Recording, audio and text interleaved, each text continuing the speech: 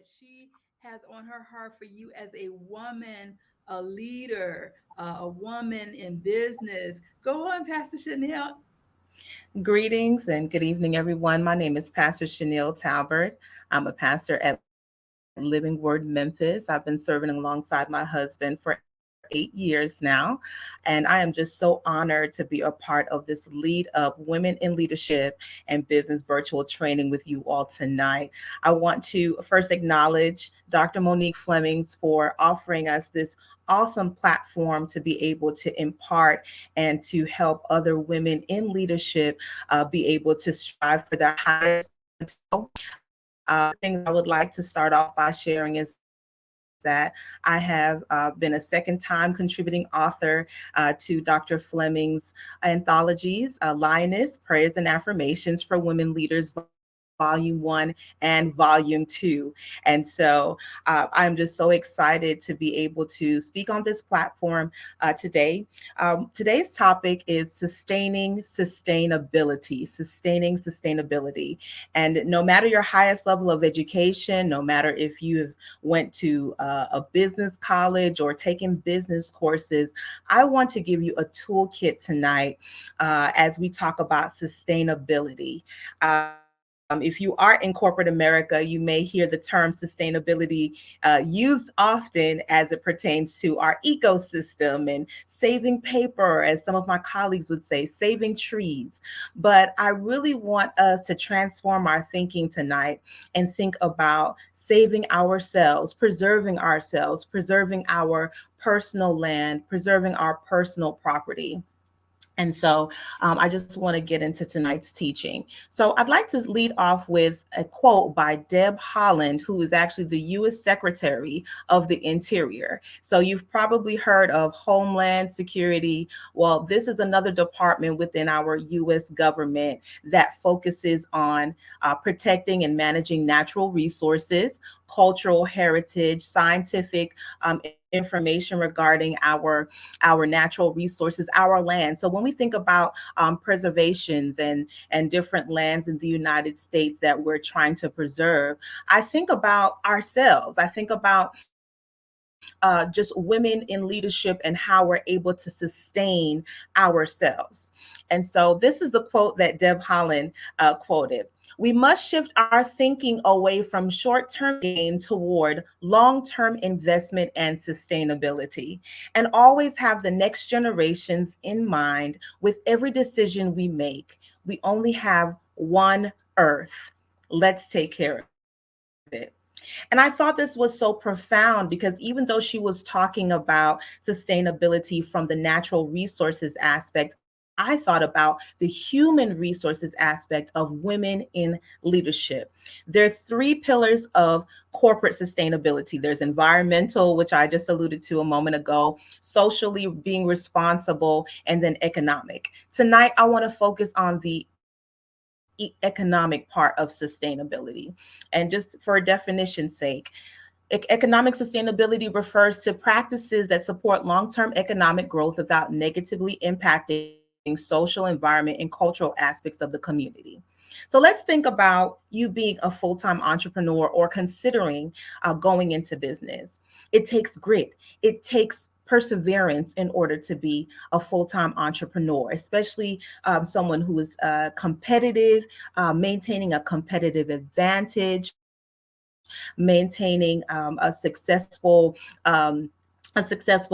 index in your industry, being aware of what your niche is, your market segment, and things of that nature. So when we think about a swinging pendulum, we think about competitive advantage in that aspect, right? A swinging pendulum is constantly going back and forth, back and forth. You may have to pivot on one end and you may have to pivot on another end. So when we think about ourselves as business owners, when we think about how we're going to sustain our businesses, we have to think about sustaining ourselves first so that we can sustain the next generation. I want to empower women to fulfill their dreams no matter the highest level of education, employment history, or ability to pursue your business endeavors. I just want to share my personal motto is God first, family second, and career third. Majority of my adult life, I've been a mother. And I've always looked at the competitive advantage, if you will, of how can I be on the cutting edge of motherhood? How can I pursue my business goals and still be the hospitable wife and mother that I would like to be? So I want to give you some more definitions. Hopefully, you're taking some taking material, and then we'll get into our toolkit in just a second. And so again, one of my ultimate goals as a mother was to be able to stay at home as well as contribute significantly to my household finances. So let's talk a little bit about sustaining sustainability. The definition of sustain, okay, you can write this down: strengthen or support physically or mentally. I'm going to say that one more time: strengthen or support physically or mentally. Our first speaker, Tabitha Kutcher, she mentioned about mental health, and she mentioned about getting a therapist. That is so key for business owners. When your business is at the peak and the valley season of the economy, it takes great mental fortitude to be able to withstand the high seasons of revenue, or based on your profit and loss statement each month. And sometimes it's good, sometimes it's not so good. Sometimes business can be a little slow. And it takes, again, perseverance and grit to be able to continue to grow so that your business can grow, if we think about it that way. So again, it takes a physical and mental strength and support to sustain. Ability. Let me give you the definition for ability. The ability to be maintained at a certain level or rate. I just want to empower someone just for a moment and let them know that you have the ability and what it takes to be a business owner and a successful business owner thriving. We hear in the business world that it takes 3 years in order to see significant growth and impact of your business. 3 years can be a long time for some people, especially if you're used to bringing in an income every 2 weeks. We're so used to that paycheck dropping into our bank account every 2 weeks. But is it really sustainable? If you are still trying to figure out how to make ends meet and you're working a traditional 9 to 5, it could be that you may need to pivot into a place where you can not only see a more lucrative impact of your own skill set and your own credentials. It could be that you may just need to shift your environment. Maybe you need a career change. Maybe you've been in that same career or that same field since you were a teenager or since you were a young adult and you planned on retiring in that seat. I would like to share that since COVID, we have had to pivot as women leaders. It is just not the same. We have a younger generation that is really apt about working from home. We have a generation that has seen the turn of events in a post pandemic world.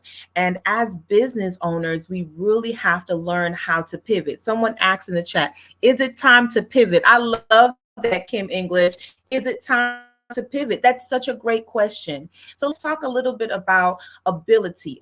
What are some things that you can do in order to become more sustainable as a business owner for the sake of your business? Very simple, very practical: self-care. Okay, self-care, exercising, taking walks in the park, meditation, breathing exercises. These are things that are truly helpful. It may seem very small, but it can be helpful to your mental health, getting oxygen to your brain so that you can think at a more accelerated rate or a more clear rate.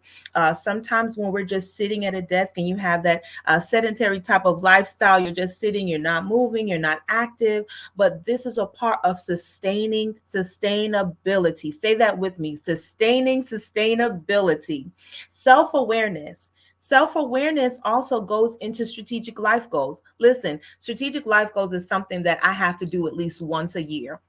And it's not just the beginning of the year, but at some point during the year, I have to take out this 4-page strategic life goal plan that I have, and I have to look at it and I have to assess, how am I I met this goal? Do I need to go back to a goal that I didn't complete the year before? Is it time for me to lose some more weight? Is it time for me to get another degree or get another certification? I hear my husband in the background saying, no, no more school.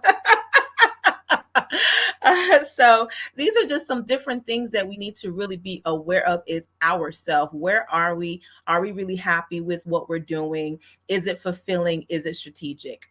Now, here is a term that we use in the business world, especially as an entrepreneur. It's NACE codes.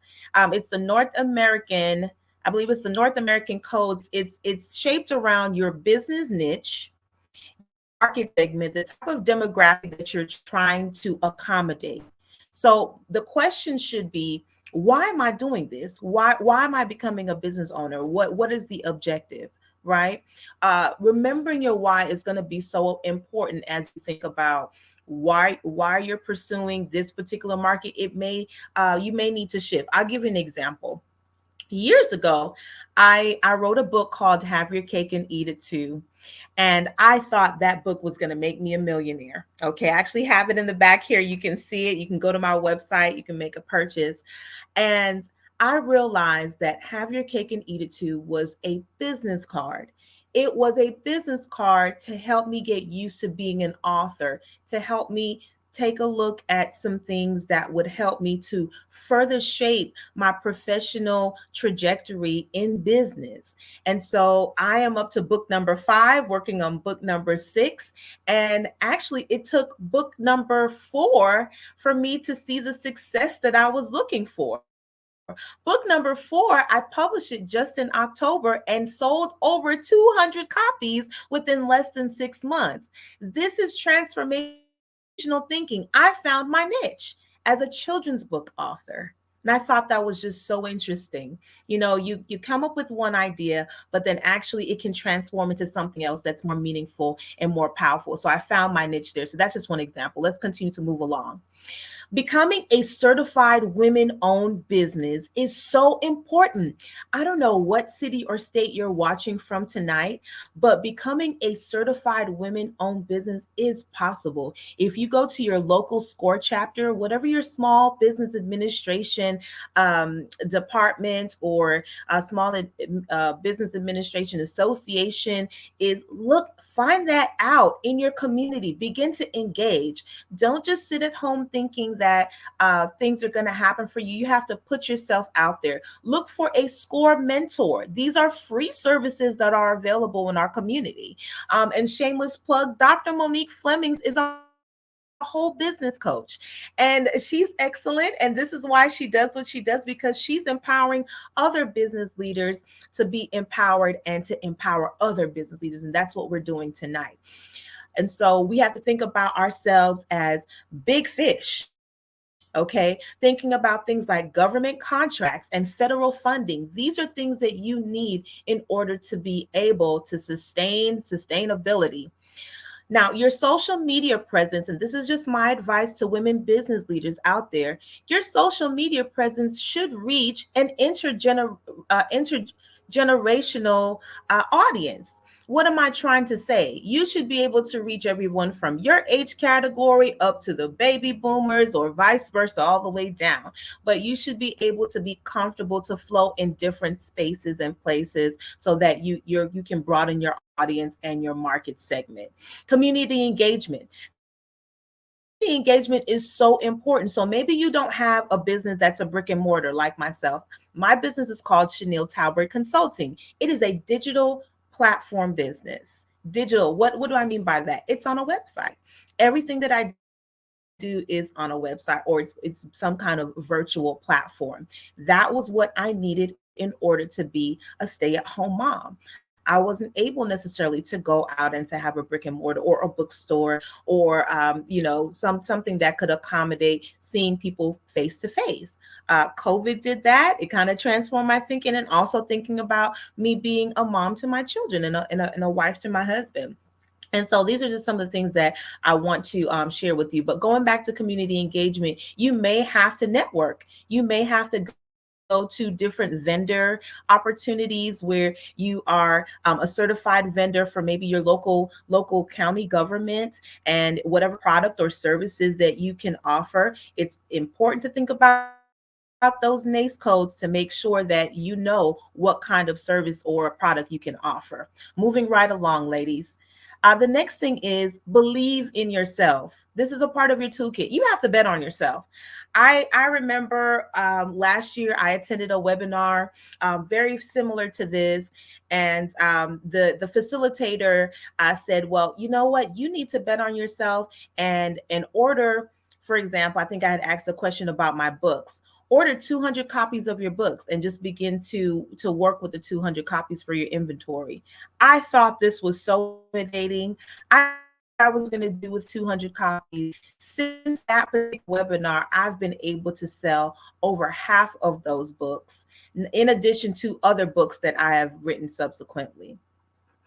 So let me give you an acronym about ability, because I want women to be empowered as they are sustaining sustainability, sustaining yourself, sustaining your business, not giving up on your business. All right. A, accomplishments and achievements. Celebrate yourself. Think about the degrees, think about the platforms, think about what you've done already. Think about you taking the step to come to lead up women in leadership and business virtual training. That is something for you to celebrate. I need some hearts right now. And those hearts are really for you to celebrate yourself, your accomplishments, and your achievements. Believe in yourself. I ignore the unbelievers. If there's someone in your inner circle or outer circle that doesn't believe in what you're doing, ignore those voices. L, leverage your business. Find different ways that you can scale your business for those that may not be able to afford your services or products, or gain a little extra profit from a market segment that can afford your product or your services. I, inquire, leave no stone unturned. Find the best classes, the webinars, the business classes. There's something called Black Business Boom. I'm not sure if some of you have heard of that, but inquire, go out and seek these different business related webinars and classes to help empower yourself. T, you need a team. No one can do it alone. There's an African proverb that says that you can go fast alone, but you can go far with a group. You need a team. Why? Yearn. Have a deep desire to continue your business. You have to have a yearning. That is the thing that's going to keep you wired. It is the thing that is going to keep you up at night writing down these ideas. When you get into this flow of creativity, you're going to have that yearning to see your business successful. I want to talk to you a little bit about Chanielle Talbird Consulting, and then we're going to close here. So, Chanielle Talbird Consulting comprises of telehealth services for families. And just as a quick segue, I'm also a certified birth doula and a certified lactation specialist. So I offer labor coaching services to mothers, and I also offer lactation support to breastfeeding mothers and infants. And I've learned since COVID, you can offer telehealth services as a certified doula and a certified lactation counselor or specialist. I know it's cutting edge. Also, Chanielle Talbird Consulting provides educational resources to health related organizations. So I actually teach about how to get my certifications to other healthcare related organizations that are looking to either provide these certifications to existing healthcare professionals or upcoming healthcare professionals. My business also offers consulting services to early childhood educators, and it offers an e-commerce bookstore on my website.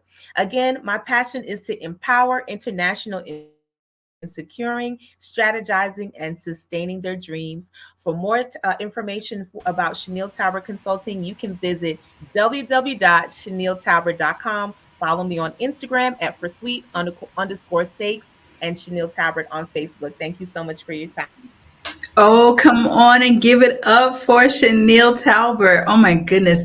Drop those gems in the chat. Give her some hearts, give her some claps. I absolutely love Score. That is one of the things I often recommend. Score is absolutely free. They have great resources.